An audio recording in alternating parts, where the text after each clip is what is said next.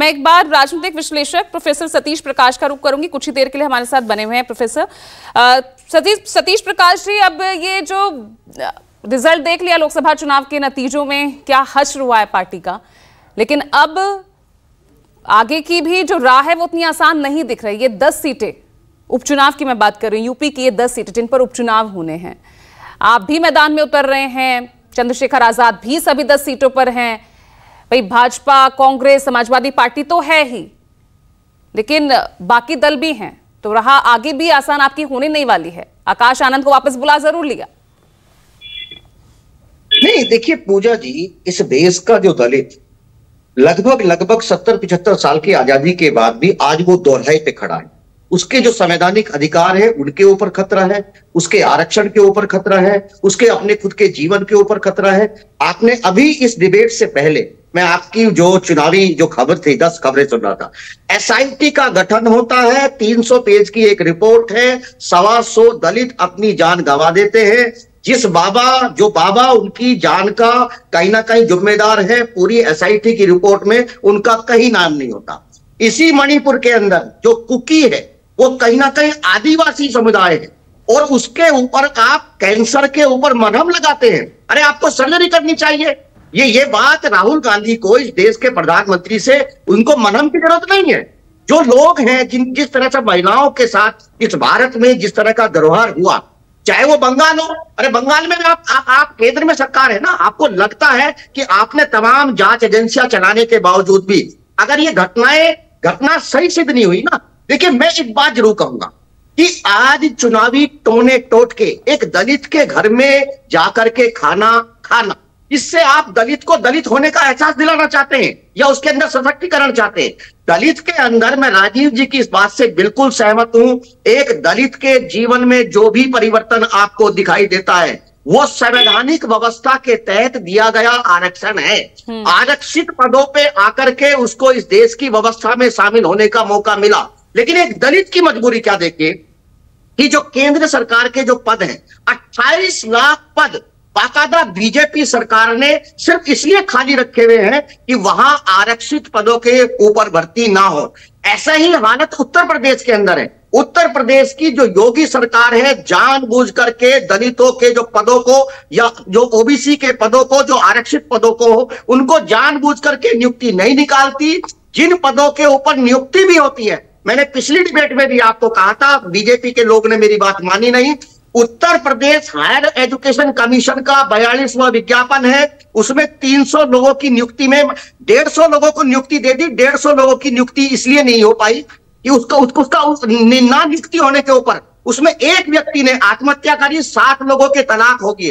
तलाक में इसलिए बताता हूं कि भारतीय परिवेश में अगर किसी व्यक्ति की नौकरी लग जाती है तो उसकी शादी भी हो जाती है, लेकिन 10 साल से वो बेरोजगार बैठा है। बाकायदा फाइल योगी जी ने मुख्यमंत्री के कार्यालय में वो जमा है। देखिए ऐसी स्थिति में दलित क्या करे? उसको लगा कि इस देश का जब संविधान खत्म होगा तो उसका आरक्षण खत्म हो जाएगा। ऐसी स्थिति में उसको लगा कि जो बीजेपी को हराएगा, इसी वजह से वो चौथे चरण के बाद में तो आपसे क्यों छिटक गया प्रोफेसर साहब? आपसे क्यों छिटका वो वोट? देखिए आपका तो कोर वोट बैंक रहा ना। देखिए मरता क्या ना करता, पेट से बड़ी कोई चीज नहीं हो सकी। जब तक पेट भरा हुआ नहीं होगा आपका दिमाग काम नहीं करेगा। विचारधारा से कोई भी व्यक्ति तब तक ही जुड़ा रह सकता है जब उसके जो जीवन की मूल संभावनाएं हैं, जहां से उसकी व्यवस्था कहती है। देखिए अगर कांग्रेस वास्तव में, अभी कांग्रेस की भी बात करेंगे, आप मुझे ये बताइए कि अगर नरसिम्हा राव की सरकार के बाद अगर सरकारी संस्थानों का प्राइवेटाइजेशन हो सकता है तो प्राइवेट सेक्टर में रिजर्वेशन क्यों नहीं हो सकता?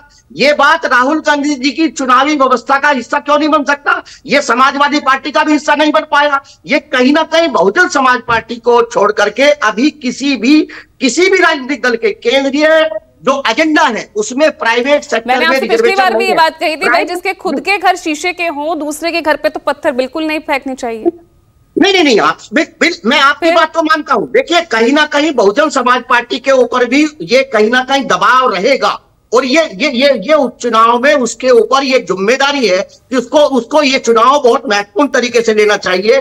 बहुत मजबूती से चुनाव लड़ना चाहिए और वो बाकायदा जिले जिले जाकर के आज पुरानी बीएसपी की चर्चा हो रही है। आजकल गली मोहल्ले में जो हम चीजें नहीं देख पा रहे थे, कहीं ना कहीं लोगों को बुलाया जा रहा, बूथ स्तर के लोगों को कहीं ढूंढा जा रहा है। ये हालात कैसे पैदा हुए? ये हालात का कहीं ना कहीं जिम्मेदार है और संगठनात्मक जो लचीलापन रहा, तो मान रहे हैं ना, हाँ बिल्कुल आप मान रहे हैं कि संगठनात्मक लचीलापन रहा। देखिए क्या स्थिति 2019 में, राजनीति में अगर आप सफल नहीं हैं, 10 से 0 पर आप आ गए 2024 में, कमियों को उजागर करेगी और सफलता आपकी तमाम खामियों को ढक देगी। बहुजन समाज पार्टी के ऊपर निश्चित रूप से एक व्यवस्था है, लेकिन आपको यह भी मानना पड़ेगा कि बहुजन समाज पार्टी की बातों को जिस तरीके से नेगलेक्ट किया गया, उसको अलग थलग किया गया, राजनीतिक रूप से कहीं ना कहीं उसको बीजेपी की बी टीम बना करके जिस तरह से पक्ष और विपक्ष दोनों लोगों ने जिस तरीके से आपके खुद के निर्णय ने तो यही किया ना। आकाश आनंद तो जमकर वार घेर रहे थे ना बीजेपी को, आपने हटा दिया तमाम पदों से, अपरिपक्व में ठहरा दिया उन्हें। देखिए एक बात, बहुजन समाज पार्टी या तमाम जो सामाजिक रूप से कमजोर वर्ग के लोग हैं, उनको ये बात माननी चाहिए कि जो यूथ है भारत में, परिवर्तन सिर्फ यूथ ही ला सकता है।